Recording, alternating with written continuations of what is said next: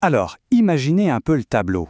Le monde économique est en pleine tempête. Tout est incertain. Et pourtant, en Afrique, il y a ce pays, un seul, qui se démarque comme un véritable phare de stabilité. On va décortiquer ensemble aujourd'hui comment le Maroc a réussi cet exploit pour devenir, un cas vraiment à part, un refuge pour les investisseurs sur le continent. Oui, un seul. Ce n'est pas une façon de parler. Sur l'ensemble du continent africain, il n'y a qu'un seul pays qui a obtenu cette confiance maximale des marchés financiers pour sa dette en monnaie étrangère. Et ce pays, c'est bien le Maroc. Du coup, la question qui vient tout de suite, c'est « mais comment ont-ils fait ?»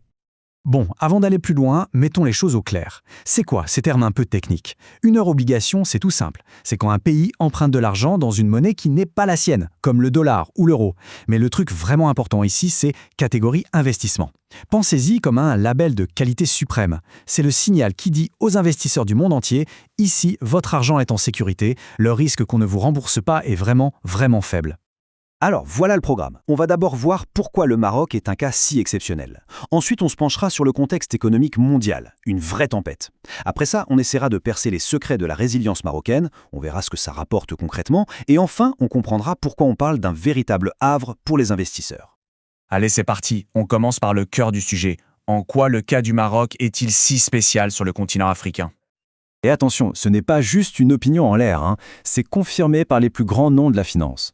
L'agence S&P Global Ratings, une référence, vient de le dire noir sur blanc. Le Maroc est une destination rare pour qui cherche un peu de stabilité. Et croyez-moi, dans le contexte actuel, des mots comme ça pèse énormément. Justement, cette stabilité marocaine, elle est d'autant plus impressionnante quand on regarde ce qui se passe ailleurs. Alors parlons-en de cette tempête mondiale qui secoue tous les marchés. Pour vraiment saisir l'ampleur de la performance marocaine, il faut se représenter le décor. C'est un monde où l'incertitude est reine. On a des guerres commerciaux qui bloquent tout, et puis des politiques américaines qui changent du jour au lendemain et qui font trembler toute la planète finance. Autant dire que la confiance des investisseurs, elle est au plus bas. D'ailleurs, une analyse de l'époque résumait parfaitement ce chaos. Elle disait que les politiques de l'administration Trump avaient porté, je cite, « de nouveaux coups à la confiance des investisseurs ». C'était ça l'ambiance. Des décisions soudaines sur des taxes, des visas, qui suffisaient à créer la panique sur des marchés énormes, comme en Inde par exemple. Et c'est là que le contraste est absolument dingue. D'un côté, on a de grands marchés émergents, l'Inde, la Turquie, qui voient les investisseurs retirer leur argent en catastrophe, leurs économies qui tanguent dangereusement, et de l'autre, on a le Maroc, qui, lui, projette une image de calme, de solidité. Il est devenu en quelque sorte une valeur refuge. Alors la grande question c'est comment le Maroc a-t-il réussi ce tour de force? Eh bien comme on va le découvrir, ce n'est pas du tout un coup de chance, c'est le résultat d'une stratégie pensée sur le long terme. Alors, c'est quoi la recette secrète?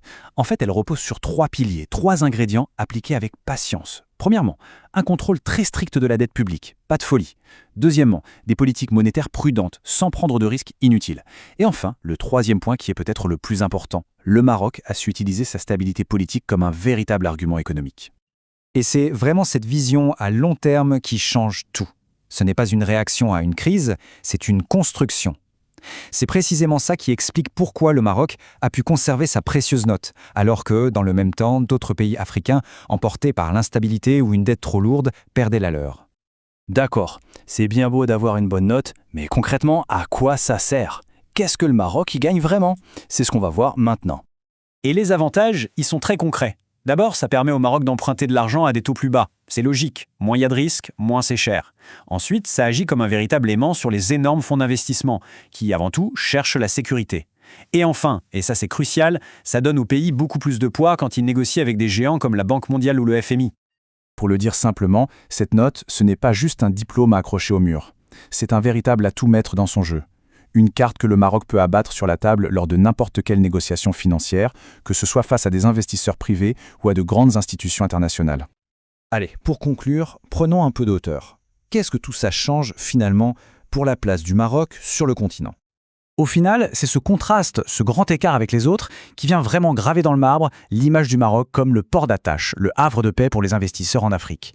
Et il faut bien le dire, dans une période aussi troublée, la stabilité, ce n'est plus seulement un avantage, c'est de l'or.